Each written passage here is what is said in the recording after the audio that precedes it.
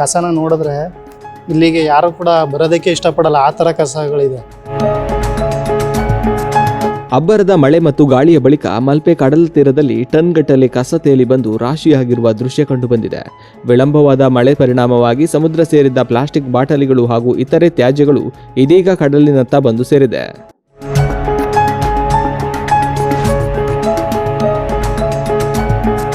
ಪ್ರತಿ ವರ್ಷ ಮಳೆಗಾಲದಲ್ಲಿ ಇಂತಹ ದೃಶ್ಯ ಕಂಡುಬರುತ್ತದೆ. ಆದರೆ ಈ ಬಾರಿ ಕಡಲ ತೀರದಾದ್ಯಂತ ಕಸದ ರಾಶಿ ಹೆಚ್ಚಾಗಿ ಕಂಡುಬಂದಿದ್ದು ಪರಿಸರ ಹಾನಿಯ ಗಂಭೀರತೆಯನ್ನ ಬಿಂಬಿಸುತ್ತಿದೆ. ನದಿ, ಹಳ್ಳ ಹಾಗೂ ನೀರಿನ ಮೂಲಗಳಿಗೆ ಎಸೆಯಲ್ಪಟ್ಟ ಪ್ಲಾಸ್ಟಿಕ್ ಮತ್ತು ತ್ಯಾಜ್ಯಗಳು ಕೊನೆಗೆ ಸಮುದ್ರ ಸೇರಿ ಮತ್ತೆ ತೀರಕ್ಕೆ ಮರಳಿವೆ.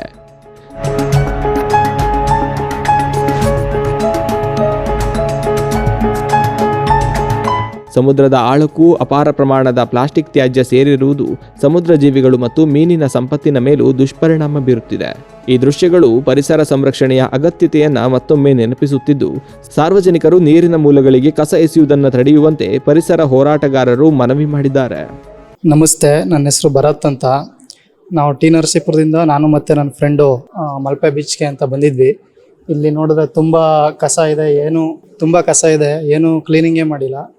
ಜೊತೆಗೆ ಇದೆಲ್ಲ ಕಂಬ ಎಲ್ಲ ಹಾಕಿದ್ದಾರೆ ಒಳಗಡೆ ಹೋಗ್ಬಾರ್ದು ಅಂತ, ಅದು ಒಳ್ಳೆಯದು. ಆದರೆ ಈ ಕಸನ ನೋಡಿದ್ರೆ ಇಲ್ಲಿಗೆ ಯಾರು ಕೂಡ ಬರೋದಕ್ಕೆ ಇಷ್ಟಪಡಲ್ಲ, ಆ ಥರ ಕಸಗಳಿದೆ. ಸೊ ಇದನ್ನು ಆದಷ್ಟು ಸಂಬಂಧಪಟ್ಟಂಥ ಅಧಿಕಾರಿಗಳು ಕ್ಲೀನ್ ಮಾಡಿಸ್ಬೇಕು ಅಂತ ತಮ್ಮಲ್ಲಿ ಮನವಿ ಮಾಡಿ ಕೇಳ್ಕೊತೀನಿ. ಇಲ್ಲಿಗೆ ಬಂದಂಥ ವ್ಯಕ್ತಿಗಳು ಯಾವುದೇ ವ್ಯಕ್ತಿ ಆದರೂ ಕೂಡ ಇಲ್ಲಿ ಸ್ವಚ್ಛತೆಯನ್ನು ಕಾಪಾಡಬೇಕು. ಪ್ಲಾಸ್ಟಿಕ್ ಆಗಿರ್ಬೋದು, ಕಸ ಕಡ್ಡಿ ಆಗಿರ್ಬೋದು, ಅದನ್ನೆಲ್ಲ ಹಾಕ್ಬಾರ್ದು ಅಂತ ಎಲ್ಲರಿಗೂ ಹೇಳೋಕ್ಕೆ ಇಷ್ಟಪಡ್ತೀನಿ. ನದಿಯಿಂದ ಸಮುದ್ರಕ್ಕೂ ಬರ್ತಾ ಇದೆ, ಹಾಗಾಗಿ ನದಿಲೂ ಕೂಡ ಯಾವುದೇ ಥರ ಕಲುಷಿತ ಕಸಗಳನ್ನ ಹಾಕ್ಬಾರ್ದು ಅಂತ ಎಲ್ಲರಲ್ಲೂ ಕೇಳ್ಕೊಳ್ಳೋಕೆ ಇಷ್ಟಪಡ್ತೀನಿ.